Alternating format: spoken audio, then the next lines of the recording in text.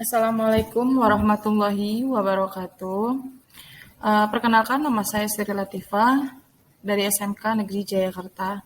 Saya di sini akan mempresentasikan tentang mata pelajaran pendidikan agama Islam, beriman kepada kitab-kitab Allah.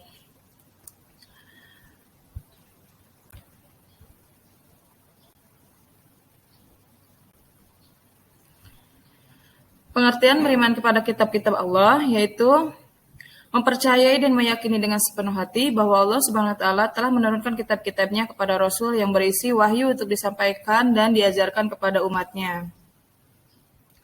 Hubungan Al-Quran dengan kitab-kitab lainnya menjadi saksi tentang keberadaan kitab-kitab Allah sebelumnya, lalu menjawab dan menjelaskan perbedaan-perbedaan pendapat para penganut agama dan mengkoreksi kitab-kitab Allah yang sudah diubah oleh manusia yang ingkar.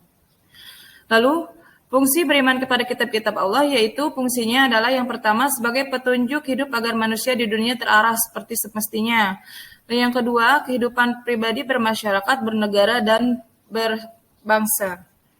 Lalu kedudukan kitab-kitab Allah yang pertama sebagai pedoman manusia dalam hubungannya dengan Allah Subhanahu wa taala. Yang kedua sebagai pedoman hidup manusia hubungannya dengan diri sendiri. Yang ketiga sebagai pedoman hidup manusia dalam hubungannya dengan sesama manusia.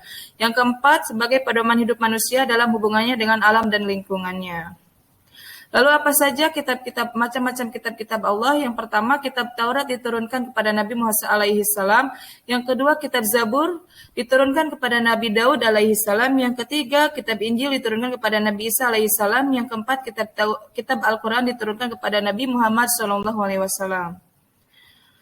Nah, di sini yang pertama, kitab Taurat. Kitab Taurat diturunkan kepada Nabi Musa sebagai pedoman hidup bagi kaum Bani Israel. Diturunkan pada abad ke-12 sebelum Masehi.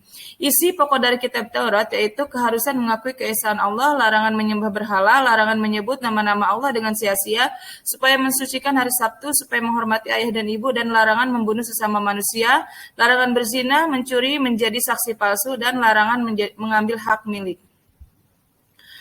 Lalu di sini kitab Zabur. Kitab Zabur diturunkan kepada Nabi Daud pada abad ke-10 sebelum Masehi. Kitab ini hanya berisikan perintah Allah untuk mengikuti syariat Nabi Musa alaihissalam. Pokok ajaran dari kitab Zabur berisi tentang zikir, nasihat, dan hikmah, tidak memuat syariat. Lalu selanjutnya kitab Injil. Kitab Injil diturunkan kepada Nabi Isa alaihissalam pada abad pertama Masehi. Isi pokok dari kitab Injil yang asli yaitu perintah untuk mengesahkan Allah Subhanahu wa taala, tidak menyekutukan Allah Subhanahu wa taala, penjelasan bahwa di akhir zaman akan lahir nabi terakhir yaitu Nabi Muhammad sallallahu alaihi wasallam, dan biografi Nabi Isa alaihissalam. Kitab Injil yang beredar sekarang adalah kitab Injil dari pemikiran manusia atau Paulus. Paulus adalah pemimpin umat Nasrani yaitu Kristen. Contoh dari kitab Injil hasil dari pemikiran manusia yaitu kitab Injil Matius, Injil Lukas, dan Injil Yohanes. Yang terakhir yaitu kitab Al-Quran. Kitab Al-Quran diturunkan kepada Nabi Muhammad SAW pada abad 6 Masehi. Al-Quran diturunkan sebagai petunjuk umat Islam, bukan seperti kitab-kitab sebelumnya hanya untuk satu kaum atau satu bangsa saja. Waktu turunnya Al-Quran selama 22 tahun, 2 bulan, 2 hari. Al-Quran terdiri dari 30 juz, 144 surat, 6.666 ayat, 74.437 kalimat, dan 320.345 huruf. Waktu turunnya disebut dengan nuzulul Quran.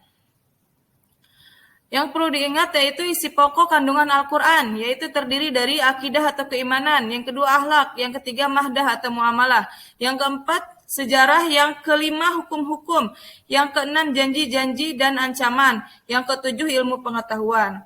Wahyu pertama yang diturunkan adalah surat Al-Alaq ayat 1-5 diturunkan pada tanggal 17 Ramadan tahun 610 Masehi. Ayat terakhir yang turun adalah surat Al-Maidah ayat ketiga, diturunkan pada 9 Zulhijjah tahun 10 Hijriah. Lalu kesimpulan dari materi yang sudah dipaparkan yaitu yang pertama, iman kepada kitab Allah adalah rukun iman yang ketiga. Dan iman kepada kitab Allah adalah meyakini dan membenarkan bahwa Allah telah menurunkan wahyunya kepada para rasul yang memuat di dalam kitab-kitabnya yaitu Taurat, Zabur, Injil, dan Al-Quran.